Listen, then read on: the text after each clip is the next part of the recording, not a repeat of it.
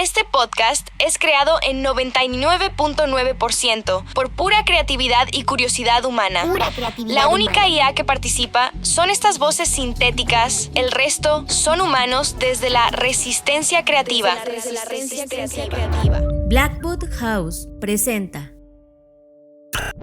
En el episodio 352 de Creative Talks Podcast, ¿qué pasa cuando mezclamos la película Backrooms de A24, el videojuego Silent Hill, las estéticas liminales de Valentina Tani, el long tail de Chris Anderson, la película Exit 8, los YouTube de María Beristain y el videojuego Superliminal? Y todo para explicar los loops de realidad que estamos viviendo. Quédate para que lo averigues.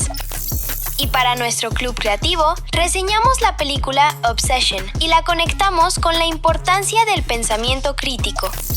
Disfruta esta edición de Creative Talks Podcast.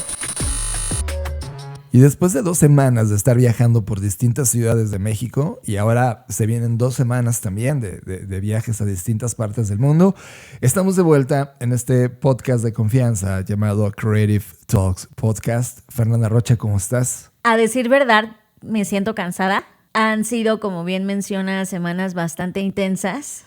Y como usualmente a mí me ocurre, cuando terminas un periodo de mucha intensidad, como que cae sobre ti todo el cansancio acumulado y estoy como en esa fase. Sí, estamos agotados. Afortunadamente, donde estamos el día de hoy, ya el calor extenuante que nos hacía arrastrarnos por los pisos ha terminado y hemos tenido ya casi 1 semana y media, casi 2 de lluvias, lo cual se agradece demasiado, sobre todo en esta parte de Querétaro, que es una zona desértica.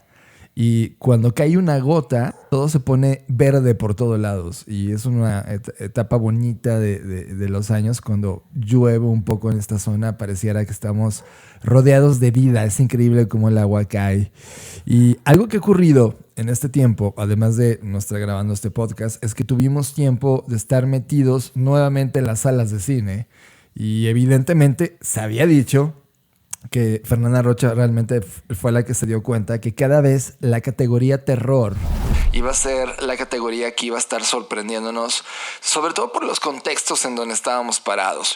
Y fue también en este podcast, Fer, y fue hace muchísimos años, no sé si hace 4 o 5 años, que yo confesé dentro de mis zonas de confesión que había tenido un sueño extrañísimo, que era muy repetitivo, y que tú me dijiste, claro, son los backrooms. Eso fue hace muchísimos años.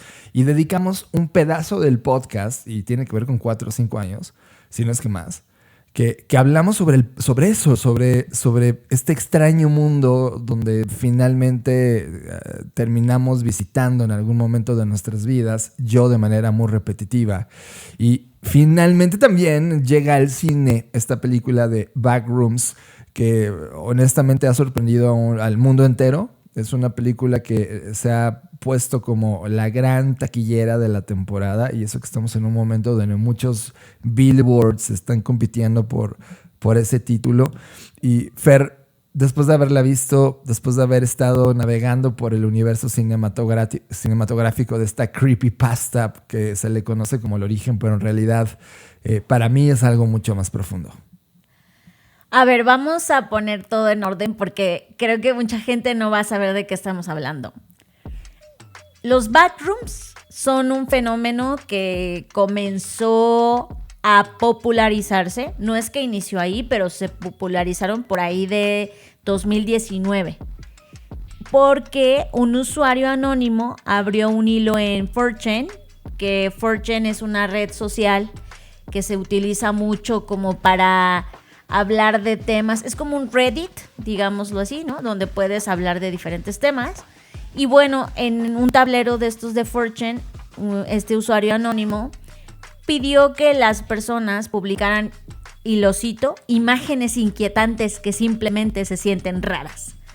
Entonces alguien subió la foto de una habitación vacía con una alfombra beige, papel tapiz amarillo, iluminación fluorescente, y otro usuario le responde con un texto que se volvió como fundacional en este mundo de esta creepypasta y puso lo siguiente: Si no tienes cuidado y te sales de la realidad mediante un no clip en las zonas equivocadas, acabarás en los backrooms, donde no hay más que el hedor, alfombra vieja y húmeda, la locura del amarillo monocromático, el incesante zumbido de las luces fluorescentes.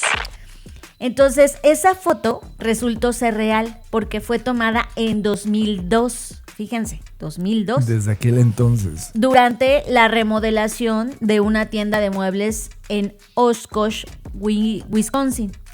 Esa es la razón por la que en la película todo ocurre en una mueblería, porque tomaron como el lore original de donde proviene todo este tema. Pero bueno, no se sabía que la foto era real, eso se descubrió más tarde, hasta 2024. Pero bueno, lo que quiero contar con esta pequeña introducción es que a partir de ese momento el concepto creció como una ficción colaborativa y eso me encanta porque una cosa es que alguien ponga una idea en la mesa, pero la ficción colaborativa pues tiene esa cualidad, ¿no? De que es un tema colectivo en donde las personas secundan y alimentan pues esta idea o esta ficción, y eso fue lo que pasó en Reddit, en Discord. Incluso los fans comenzaron a crear niveles y a crear todo un universo, entidades hostiles, mitologías, cierto lenguaje, estética, y pues ahí comenzó pues todo este tema que empezó en 4chan y terminó en Hollywood, ¿no? Ok, me encanta el origen, me encanta que de alguna manera así haya nacido para llegar hoy al cine, a las salas de cine, pero yo me quiero alejar un poquito de la narrativa cinematográfica que van a poder encontrarla en cualquier otra reseña de cine y un canal especializado en cine. Pero yo sí quiero decir que este fenómeno del backroom, a mí en lo personal me apela porque hemos estado, yo al menos voy a hablar por mí, he estado en más de 40 ocasiones en los backrooms, en distintos momentos de mi edad. De hecho, en muchas de estas visitas fueron en mi infancia y yo no... O sea, yo sí estuve en varios niveles. O sea, creo que todo el mundo podemos estar de acuerdo que el nivel de la alfombra es como nivel 0. O sea, creo que es un nivel de entrada en el sueño, como bien lo marca la película. Yo siempre que sueño estoy en el nivel 0 y me voy moviendo por todos los pasadizos hasta llegar. Yo siempre llego, afortunadamente, a la zona de los azulejos con agua. Como de las albercas, ¿no? La zona de las albercas. La zona donde también hay estos toboganes que te conectan a otras albercas. O sea, y entendiendo que los distintos niveles, como lo plasma este universo cinematográfico, tienen un distinto nivel de peligrosidad. Yo sí puedo constatar que en mis visitas, y ahora que soy un adulto y que al menos hace 3 años fue la última ocasión que estuve en un backroom, puedo decirte que qué peligroso, ¿no? Ser un niño y visitar un backroom.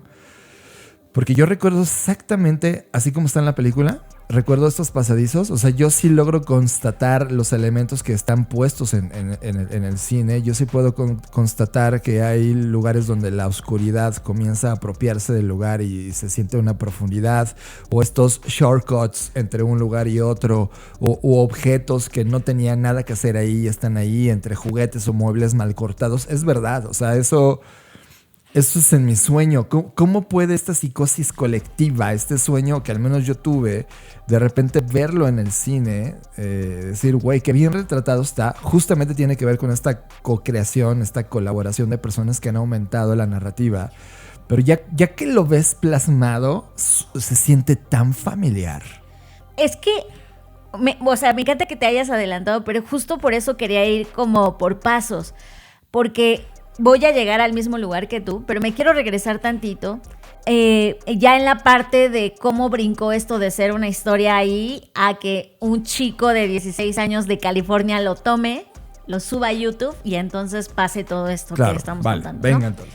En enero de 2022, Kane Parsons, insisto, un chico de 16 años de California, subió a YouTube un cortometraje homónimo llamado The Backrooms y pues pensemos que esto lo hizo con Blender y After Effects, o sea, no usó todavía inteligencia artificial ni nada, o sea, lo hizo con las herramientas que tenía a la mano.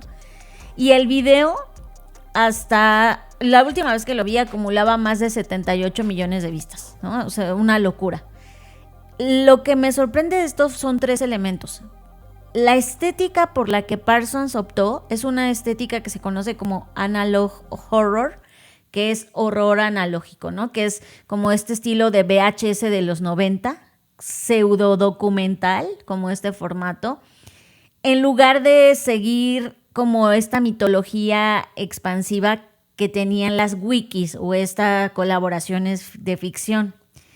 Y eso me lleva a este punto en donde las personas que vimos esos primeros videos, y yo lo sé porque yo obviamente fui de esas personas, pero además me metí a los comentarios y en los comentarios coincidían con este tema de yo he estado ahí, yo también, yo lo he soñado, lo soñé cuando era niño, lo soñé apenas, ¿no? Y entonces la gente empezó a darse cuenta, como tú dices, John, que por fin alguien había podido plasmar en un video un lugar, por llamarlo de alguna forma, en el que muchos hemos estado, y ahí es entonces donde me suma esto que dices.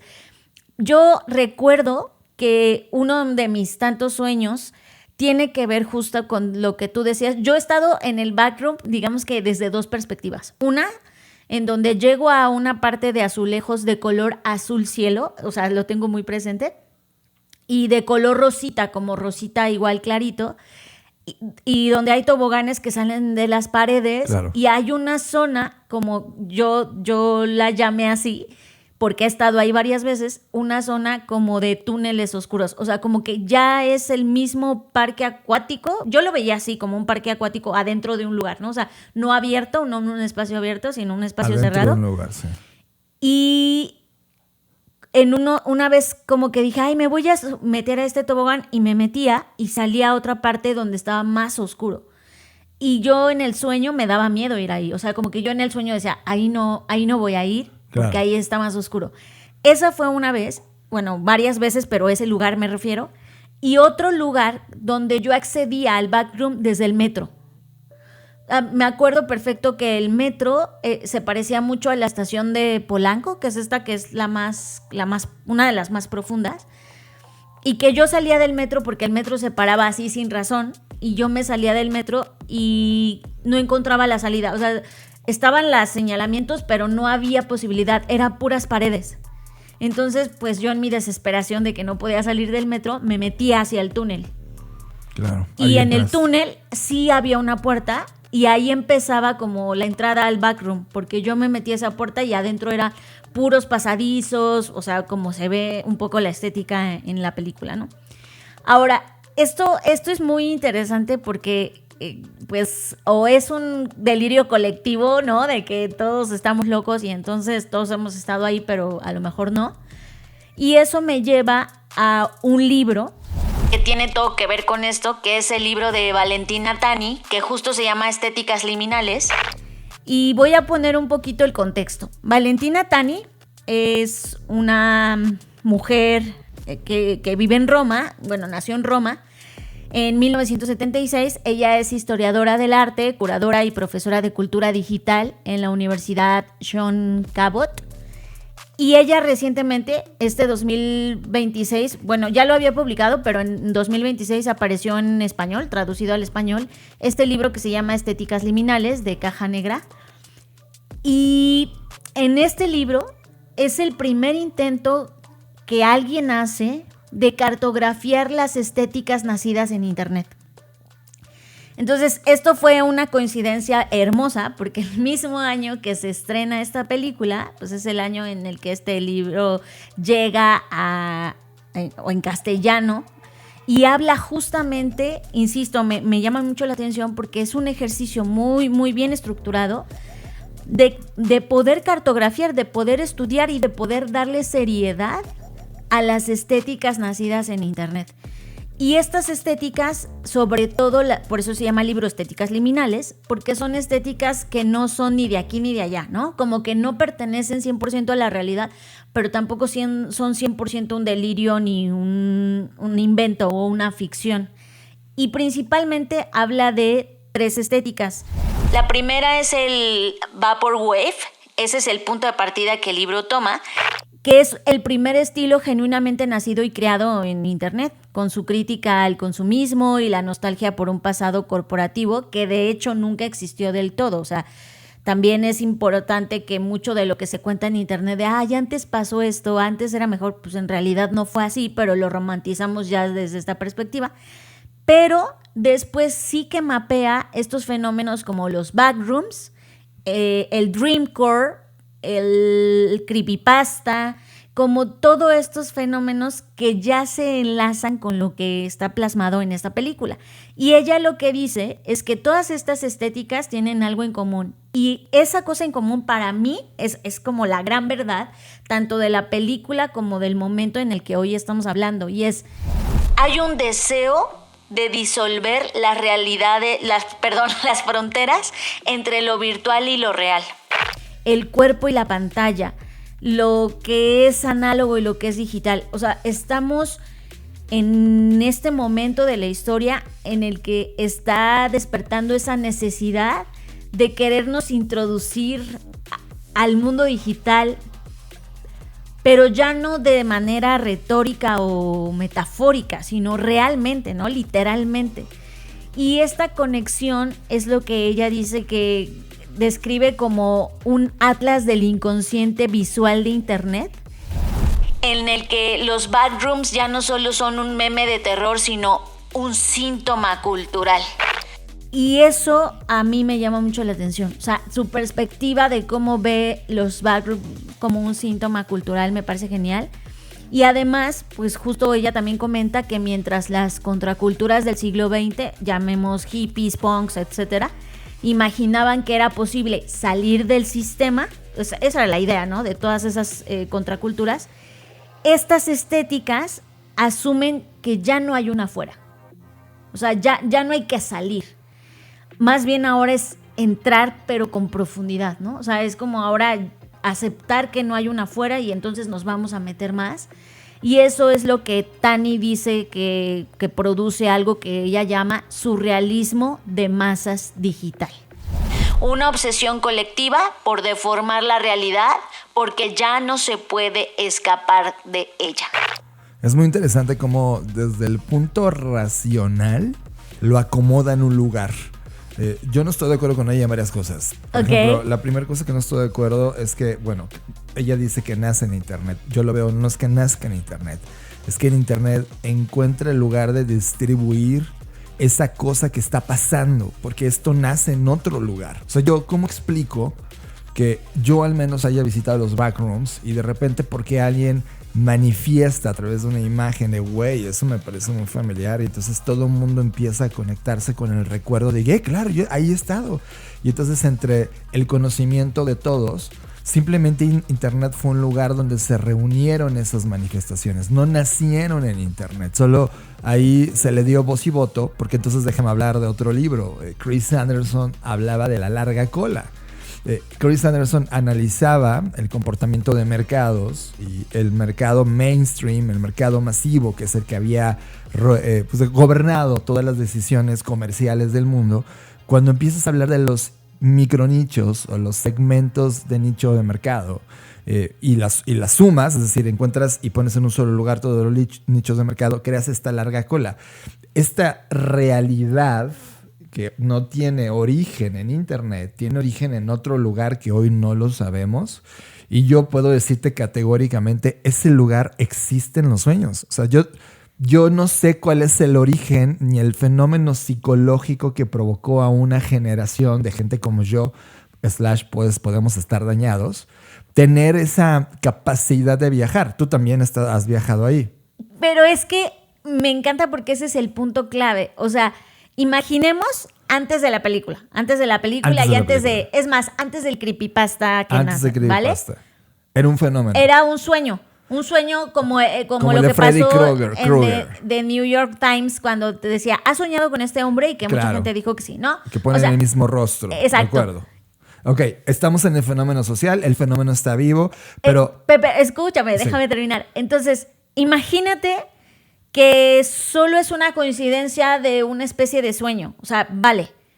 Lo que ella dice, y estoy de acuerdo contigo, no es que el sueño o esta esta imagen o este lugar haya nacido en Internet. Lo que nació en la Internet es nuestra obsesión de decir, claro, yo he estado en este tipo de espacios que son familiares y ahora todos estamos como que con los recuerdos de todos intentando reconstruir ese sitio. Y ¿no? que no hubiera pasado si no hubiera habido en Internet, porque el resto de medios que se dedicaban a lo masivo y no a la larga cola, por eso hablé del fenómeno de Chris Anderson, no hubiera podido jamás salir el impacto cultural que tiene, porque el impacto cultural que tiene como síntoma que ella menciona, estoy de acuerdo, ahí sí estoy de acuerdo con esto. Eso es el síntoma de algo que no hemos estudiado, solo lo estamos mostrando. Y entonces la industria cultural de Hollywood dijo, oh, this is fun, and this is creepy, and this is the new market. Y entonces le da salida. Ahora, ojo, también quién lo está diciendo. Eso también lo voy a decir. La productora A24, esta productora que hemos estado hablando durante muchísimos años de toda la trayectoria hemos dicho inclusive que es como el nuevo HBO de esta generación. De hecho, yo tengo ya armado todo un análisis de A24 que no hemos lanzado. Yo creo que llegó la hora de hacer el laboratorio de cómo A24 diseñó su marca. Entonces, espérenlo para julio de este año. Voy a lanzarlo. Son de estos labs que hacemos en Blackbot, de cómo A24 ha logrado lo que ha logrado. Y A24 dijo, ok, esta es una narrativa de este fenómeno, y entonces le mete dinero para poder utilizar el talento de este joven que honestamente fue el primero en plasmar profesionalmente estas imágenes, lo cual está increíble, y hace un trabajo brutal. Pero ojo, después de verla, y que evidentemente nos acaba de enseñar solo una capa, o sea, muchos dicen que ese es el nivel 0, unos dicen que es el nivel 1, todos coincidimos que este es el lobby, o sea, es el lugar donde entras realmente a esta zona de backrooms, y que es que esto tiene niveles tras niveles tras niveles. Y yo, por ejemplo, en los backrooms que he visitado, yo sí me he salido del edificio. O sea, de los edificios hay un mundo afuera. De hecho, hay un mar inmenso. Hay gente que el backroom de donde han estado termina en el mar y es un mar infinito donde nadas y nadas. Yo lo he visto, yo no me he metido porque en mi tema de niño es no, ¿qué voy a hacer ahí? Yo estoy aquí. Me pareció muy divertido, pero ojo, a mí nunca se me apareció nada. Nunca tuve contacto con ningún ser extraño, pero sí en estos lugares oscuros que yo jamás exploré porque se sentía esta sensación de peligro. Sí escuché cosas. O sea, yo escuché murmullos de personas que estaban en esos lugares y crujidos de cosas que yo era como algo vivo que estaba ahí dentro, pero yo nunca lo vi. Entonces, yo hice exploraciones conscientes, por eso me emociona tanto el tema. No es como un sueño donde se vuelve todo etéreo y dices, ya no recuerdas nada cuando te levantas. Yo lo recordaba, solo que no lo había conversado con nadie hasta que te lo dije. Oye, Fer, acabo de soñar esto. Y tú me dijiste, es un backroom. Yo ni siquiera sabía que era un backroom. Sé que las personas que van a ver backroom por primera vez, no teniendo nada de lo que está pasando alrededor, cuando lo vean van a decir, no mames, he soñado con eso, ¿no? Y creo que este impacto cultural, que es un síntoma cultural, y estoy de acuerdo con Valentina, sí retrata algo que no tiene explicación, que no ha sido investigado, pero es real, y me encanta que nos muestre esa realidad con la estética que haya sido y nos haya hecho sentir eso cuando vimos The Backrooms. Es una película simplemente fantástica en términos culturales. Ahora, ya metiéndome al tema de la película y sin hacer ningún tipo de spoiler, pero sí quiero contar cómo mientras yo veía la película, además evidentemente de como decir, he estado en ese lugar, de alguna forma u otra, o un lugar muy parecido. Hay escenas en donde como la perspectiva del lugar cambia, como que se hace chiquita una puertita ¿no? Como más grande. Yo he tenido esa sensación. Pero más allá de todo eso me cuestionaba como lo compleja que es la mente, ¿no? O sea, para mí, ya intentando como darle significado a la película más allá de todo esto que ya contamos, que si es real, que si no es real, que si ya hemos estado, etcétera.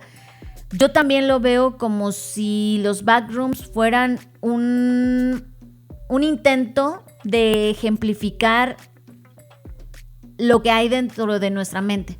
O sea, como que para mí los backrooms son nuestra mente, que tiene muchos laberintos, muchas habitaciones y que a veces tienes ahí como unas habitaciones donde tienes recuerdos o cosas que quisieras haber olvidado, pero que de alguna forma u otra siguen ahí. O sea, para mí los backrooms son como un paralelo a la mente humana, como con este nivel de capas, nivel de complejidad, nivel de horror, nivel de alegría, nivel de nostalgia. Y creo que hay algo que la película ejemplifica muy bien y es el tema del tiempo, y eso también me rompe la cabeza, como la película trasciende el tiempo lineal, ¿no? Al ser un espacio liminal, el tiempo funciona de otra manera y pareciera que hay cosas que están ocurriendo al mismo tiempo. Entonces, a mí me quedan muchas preguntas de ¿esto pasó antes o esto pasó después, ¿no? Por ciertas escenas de la película, ciertos personajes. Antes y después, sí. Y que no tendría sentido que fuera después, entonces, pero tampoco tiene mucho sentido que fuera antes. Y eso me hace decir, entonces el tiempo no era lineal, ¿no? Estaba ocurriendo posiblemente al mismo tiempo, que en mi perspectiva, pues la mente tiene, voy a decirlo así, como ese poder de trascender el tiempo, como que apelan mucho a que si eres recordado o no eres recordado, entonces te vas fragmentando o no.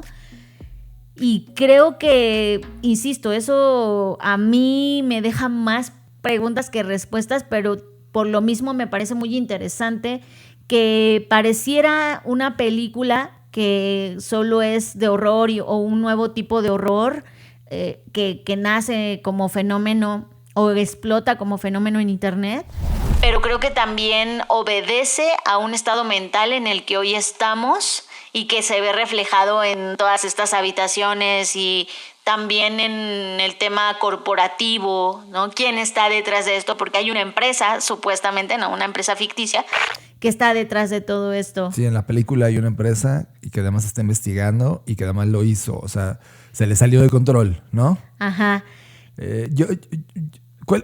Sí, a ver, fuera de la película. Sí.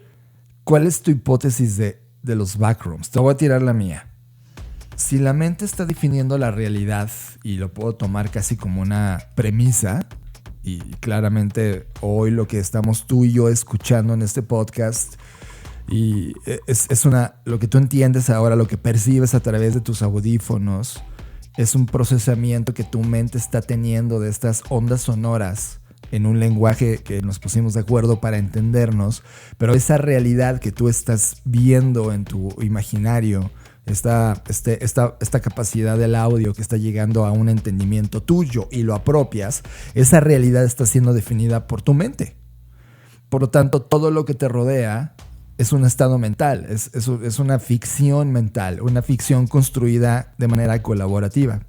Para mí los backrooms, si esto es así, o sea, si la premisa es que la mente hace todo esto y que todo tiene un nivel de programación y que esto es una realidad ficción, es como si fuera un videojuego programada y decodificada por la mente, los backrooms son una suerte como de basurero mental, es decir, un lugar donde viven cosas que tiramos al basurero como en las computadoras, pero se van degradando con el tiempo, como si fuera una memoria que se fuera autoconsumiendo hasta no quedar nada o solo quedar lo básico. Lo interesante de todo y lo que más miedo me da es que en ese basurero, si el backroom fuera esto y tú como niño, sin haber tenido todo el conocimiento del mundo, tienes la misma entrada aquí un señor de 45, 60, yo tengo 44, porque es el mismo backroom en esencia. Cuando tú sales al mundo corporativo real y desde el punto de vista arquitectónico te das cuenta que de alguna manera ese imaginario, ese basurero de realidades y recuerdos está siendo replicado y copiado y pegado en el mundo real. O sea, porque yo he estado en edificios que son backrooms. O sea, yo he ido a oficinas que digo, esto es un fucking backroom.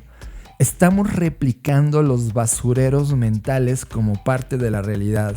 Y entonces ahí sí, Fer, la lógica de que hay una compañía detrás que permite que el loop ocurra para mantenernos controlados, para mantenernos con miedo, para mantener controlada la mente de la realidad y la no realidad, porque sigue siendo el basurero.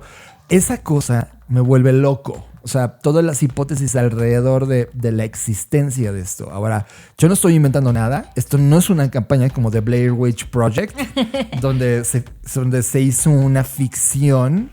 Esto es realidad. O sea, obvio, no es una realidad grabada con una cámara grabando esa realidad. Es una historia de la realidad que hoy nos da miedo decir es real. A mí no me da miedo porque he estado ahí. Es real. Y que de repente alguien la haya plasmado también, haya sabido escuchar. Y sobre todo, Fer, porque en temas de tendencias, tú y yo siempre hemos hablado de lo que sucede en el centro y lo que sucede en la periferia. Claramente, antes de que exista esta película, que ya es un fenómeno de centro, o sea, esto ya es una tendencia, todos los años atrás, mientras íbamos viviéndolo, y habría que investigar si esto es generacional, o sea, habría que decirle a tu papá, a tu abuelo, oye, ¿tú sueñas esto? Imagínate rascarle y rascarle y decir, claro, he estado ahí, ¿no? ¡Wow! Entonces, todo lo que ocurría en la periferia, que no era centro, finalmente ya llegó al centro hoy. El tema es a dónde vamos a querer conectar esto, como una historia más de, ¡ah, qué divertido! Y se acabó. O un tema profundo de, oigan, ya tomamos en serio esto de los backrooms. Y en algún momento de la historia, no sé si vaya a ser en esta generación o no, logramos descifrar si esta hipótesis de que esto es el basurero de la programación de esta realidad es así o es algo más. Esa es mi hipótesis. ¿Cuál es la tuya? Mi hipótesis tiene que ver más con la mente, como te decía hace un momento. O sea, creo que existen fenómenos que vivimos de manera colectiva que no tienen explicación y que esto es una forma o un intento de, a través del entretenimiento, darle significado a algo que tenemos en común y que no terminamos de comprender. Claro. Es como el sueño de, que lo he platicado con otras personas, de ¿alguna vez has soñado que vuelas? Claro, sí, ¿no? yo si en este momento alguien sacara una película que reflejara ese sueño, pues todos diríamos, claro, yo también, ¿no? O sea, a eso me refiero, que es un intento por explicar cómo nos sentimos y por qué nos sentimos de esa manera. Y eso me parece fascinante. Es un intento de tratar de explicar qué hay en lo más recóndito de nuestras mentes, cómo es que funcionan, cómo priorizamos lo que recordamos y lo que no. A mí me encanta, por ejemplo, en la película la historia de ella, de la psicóloga, de cómo fue niña, y me quedan preguntas de ¿será que su madre los vio, trabajó para la empresa, no? O sea, tengo muchas dudas. Es el intro, esto es un laberinto. La película da como para la exacto, risa en vacaciones 40, ¿sabes? Es impresionante. Ahora, en términos, volviendo a la parte estética, y en términos de estética, pues esta película, Backrooms, se enlaza mucho con la de Exit 8. Es que es lo que iba a hablar, porque justamente cuando terminamos de ver la película, yo estaba insistiendo con Fer de decir, oye, ligada a esta narrativa hay que ver Exit 8. Y es muy chistoso porque sí estaba en las plataformas de streaming en distintas partes y solamente estaba en paga, pero las borraron. Pero Fer, ya saben que Fer es Fer, y dijo, no, espérate. Y entonces hackeó no sé qué cosa. El tema es que sí logramos ver Exit 8. Búsquenlo como salida 8, Exit 8, así la van a encontrar. Fer, esa película que está basada en un videojuego, justo narra lo que te pasó a ti en una de las entradas de los backrooms. Exacto. Y tiene todo que ver porque esta es una película de 2025, pero que, como bien decía John, recientemente está llegando a través de diferentes plataformas a estas latitudes, y es dirigida por Genki Kawamura y está basada en un juego indie que se llama así, de Exit 8 de Kotake Create. Ajá. Que es del 2023. O sea, también es novísima la forma de narrar este tipo de videojuegos. Ahora, este juego su modo de juego se conoce como Walking Simulator. O sea, tú vas ahí caminando, simula una caminata, y estás atrapado en un pasillo de metro que se repite en un bucle infinito.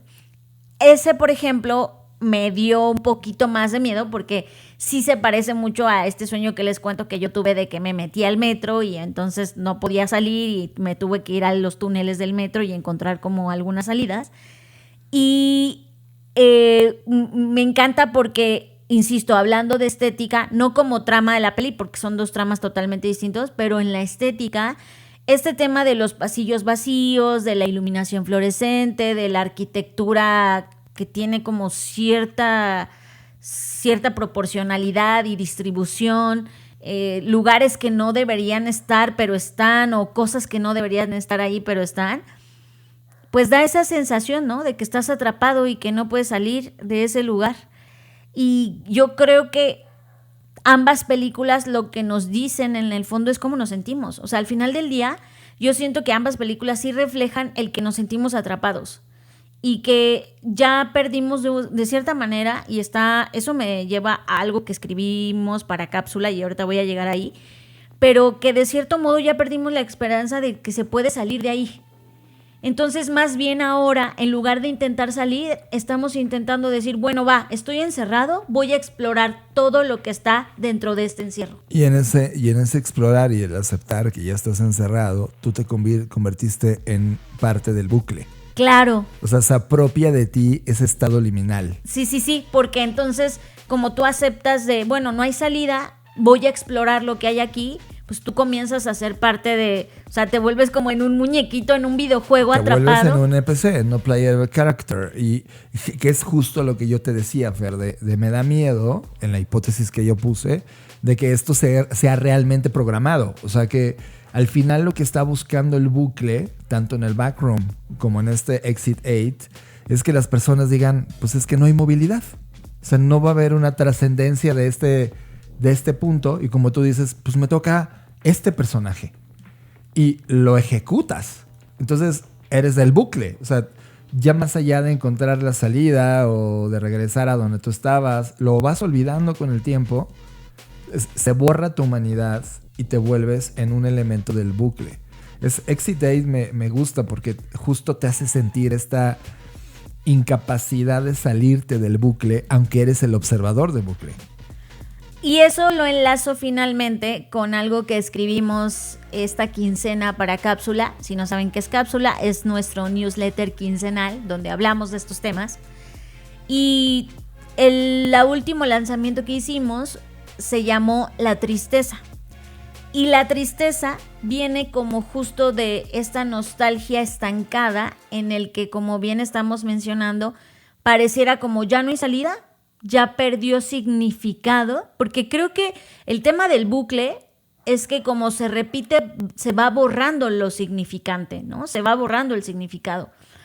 Y lo enlazo porque hace algunos meses estaba, entre todo lo que hay de inteligencia artificial, pues como que trato de escudriñar muy bien lo que llega a mí sobre el tema, y hubo una especie de publicación que hizo Clay Shirky, que, bueno, Clay Shirky en este momento es vicerrector en la Universidad de Nueva York, y él ha pasado los últimos años hablando con profesores, estudiantes, justo para entender qué ocurre en las aulas desde que llegó la IA generativa, ¿no? Y es uno de mis escritores favoritos. Bueno, entonces, en esas conversaciones, él encontró o tuvo algunos hallazgos donde los profesores evidentemente están preocupados, están enojados, están entusiasmados, están curiosos de lo que está pasando, pero al cerrar el año pasado, esto es 2025, por primera vez una de las emociones que escuchó con más frecuencia en estas conversaciones fue la tristeza. Y lo mismo pasó entre los estudiantes.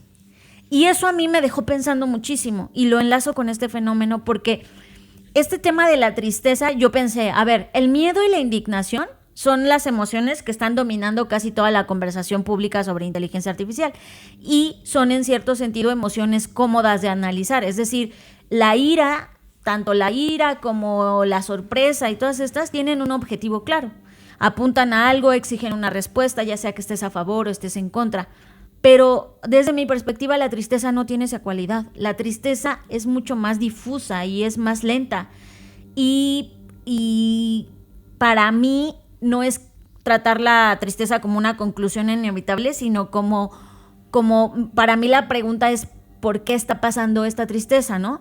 Y en esa pregunta de por qué estamos sintiendo tristeza, me di cuenta, enlazándolo con otro autor que se llama Ethan Mollick, él describió que esto pasaba. Voy a citarlo.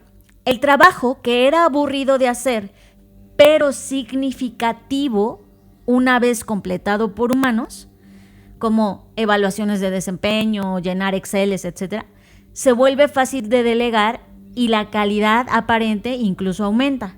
Empezamos a crear documentos, sobre todo con inteligencia artificial, que se envían a bandejas de entrada gestionadas por inteligencia artificial, donde los destinatarios responden con inteligencia artificial. Puede que no siempre supiéramos si nuestro trabajo importaba en el panorama general, pero en la mayoría de las organizaciones, la gente de la estructura sentía que sí. O sea, había personas que realmente sentían que mandar correos inútiles tenía sentido, ¿sí? Con trabajo generado por inteligencia artificial enviado a otras IAs, esa sensación de sentido desaparece. Entonces yo uní eso y dije, claro, aquí está. Hay un vacío. Hay un vacío. O sea, no es una pérdida de eficiencia, dejemos eso de lado, es una pérdida de sentido. Y la pérdida de sentido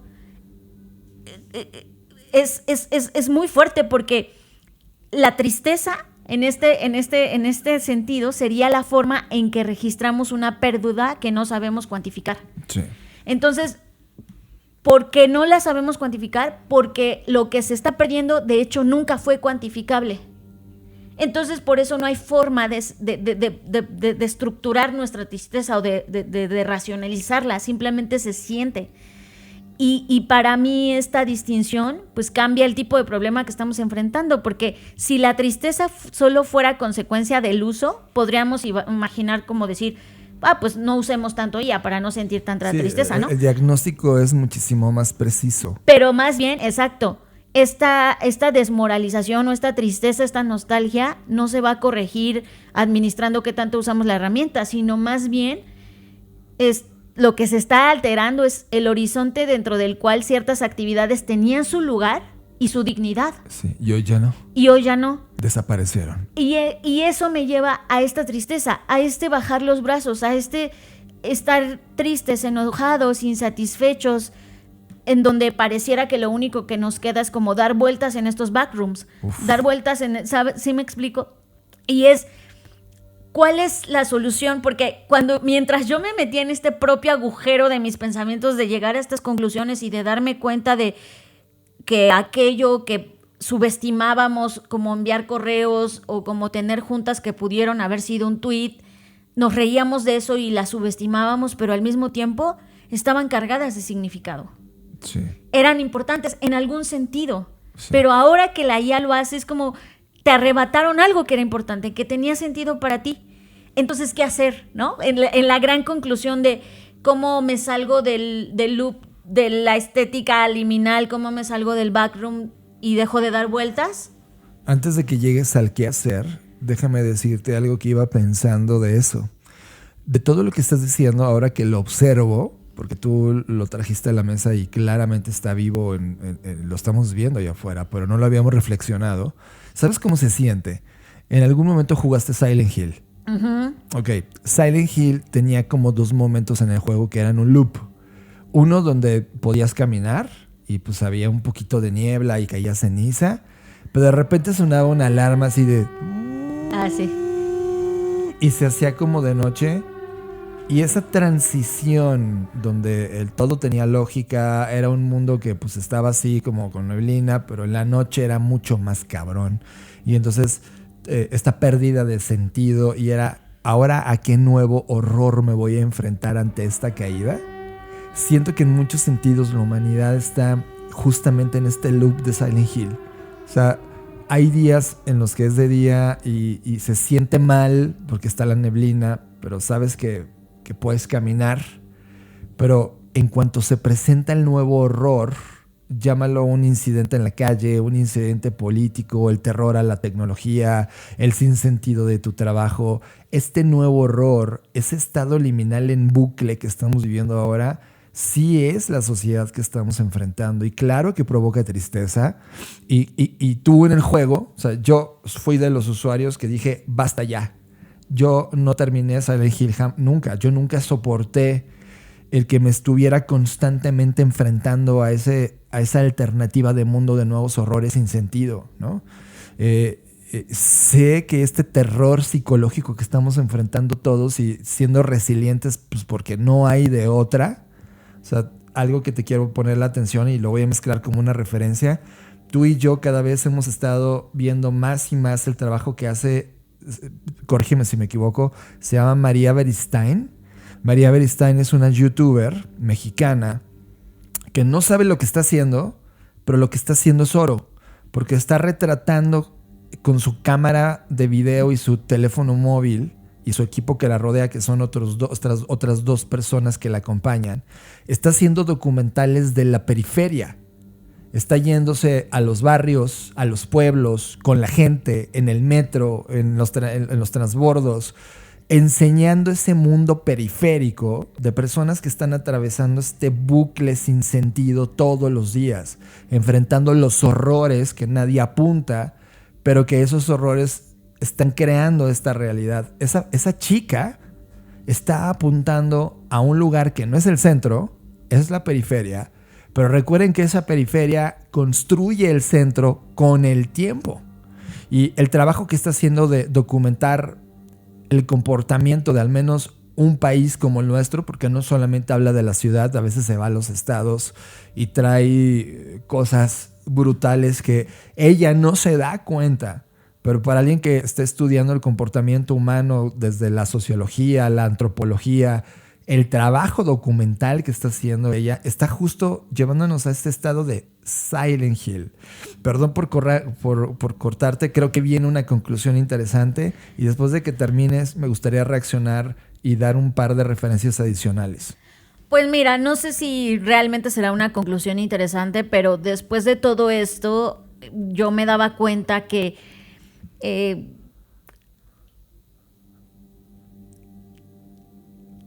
hemos cometido un error. Eso ¿Como humanidad? Sí, y sobre todo en los últimos años, porque, a ver, como les decía, para mí este es un problema que no tiene que ver con el excepcionalismo humano. ¿Y a qué me refiero con el excepcionalismo humano? Que estamos cayendo ahí y ese es nuestro error. Y yo me incluyo en ese error, como decir, pues entonces concentrémonos en las cosas que nos hacen humanos. Y yo dije, ese es el problema. Si nos concentramos en las cosas que supuestamente nos hacen humanos, que hasta ahorita no encuentro una que sea valiosa, es decir, y puedo descartar cualquiera, Por ejemplo, algo que yo pensaba que nos hacía humanos, nuestro raciocinio, ¿no? Pues en realidad no, porque no solamente la inteligencia artificial, hemos inventado otros sistemas que reemplazan ese raciocinio. La calculadora, para empezar. Entonces, esa no es la solución, porque tarde o temprano vamos a inventar algo que reemplace nuestro raciocinio. Bueno, no pasa nada. Cosas que nos hacen humanos, emocionarnos por las cosas. Pues en realidad no, porque hay animales que se emocionan, otros animales no humanos que se emocionan por las cosas. Entonces eso no es excepcionalmente humano. Y así me he estado cuestionando de, entonces tráiganme aquí en este momento algo que supuestamente nos haga humanos. No hay nada que realmente sea exclusivo del humano. Entonces, si seguimos pensando en esa excepcionalidad romántica de concentrémonos en las cosas que nos hagan humanos, tarde o temprano nos vamos a dar cuenta que hay otras especies no humanas o bacterias o tecnología o lo que sea que hacen esas cosas y entonces nos vamos a sentir mal porque vamos a decir, pero yo pensé que esto le daba sentido a mi vida porque esto me hacía humano, ¿no? Claro, como la búsqueda de la felicidad, ¿no? Entonces, ahora, regresando a este punto, si la máquina puede escribir, razonar, traducir, componer, entonces nos vamos a preguntar qué nos queda de propio. Y formulada así, la pregunta solo admite respuestas tristes. Sí. ¿Sí me entiendes? Sí. Solo admite, porque cada cosa nueva que la máquina aprende a hacer cuenta como un argumento en contra de esa propia pregunta. Sí. Por lo tanto, aquí es donde pienso que esa pregunta o esa perspectiva es equivocada. Porque hemos construido máquinas que vuelan más rápido y más lejos que cualquier ave, y a nadie se le ha ocurrido concluir que las aves deberían entonces dejar de volar. O que su vuelo ha perdido valor con la aparición de los aviones.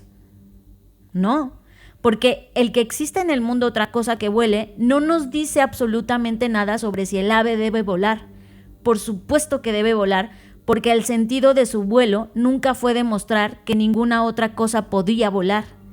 El ave, por fortuna, está libre de esa clase de angustias y quizá la capacidad de padecerla sea justamente una de las cosas que nos distinguen. Es decir, el punto es que si fundé mi dignidad o el sentido de mi vida o el propósito de mi vida en la creencia de que valgo porque puedo hacer aquello que nadie más en el mundo hace, entonces me he construido sobre un suelo que cualquier máquina suficientemente capaz va a poder destruir.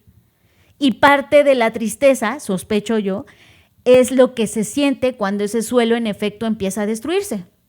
Por lo tanto, aunque para mí no es una respuesta que me tiene 100% satisfecha, creo que si hay algo que nos corresponde hacer, ¿por qué habría de importar que exista una máquina u otro animal capaz de hacerlo? Incluso mejor. Aunque lo pueda hacer la máquina, sigue correspondiéndome a mí hacerlo, como el ave. El ave no dice, ay, bueno, ya inventaron aviones, ya no voy a volar. El ave sigue volando porque la razón y el significado de volar es porque puede hacerlo.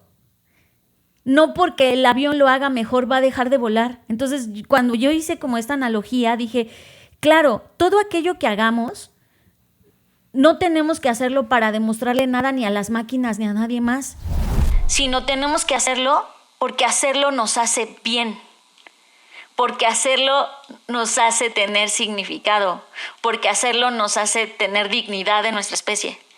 Simplemente por eso. Entonces, a ver, tampoco voy a decir que con esto ya la tristeza se va a borrar mágicamente porque no quiero vender recetas falsas, pero para mí no es que hayamos dejado de ser especiales, sino más bien que algo que nos importaba y esas actividades que nos sostenían están perdiendo sentido, y lo que nos toca, o la pregunta que yo dejo aquí, es una pregunta quizás más modesta. Ya no es ¿qué puedo hacer que los otros no saben hacer o que las máquinas no saben hacer? Sino es una pregunta de ¿qué cosas no queremos dejar de hacer? No porque la máquina no pueda hacerlas, sino porque son las cosas que nos hacen bien y a menudo son las cosas que nos unen. Me encanta tu conclusión. Mientras tú hablabas, en el ejemplo de las aves, hacía en mi cabeza un apunte bueno, en mi cabeza no, con mis manos. Ya sabes que yo pienso con las hojas. Sobre las aves, pensé esto, checa. Y seguramente ya lo pensaste, pero solo es para validar a dónde voy.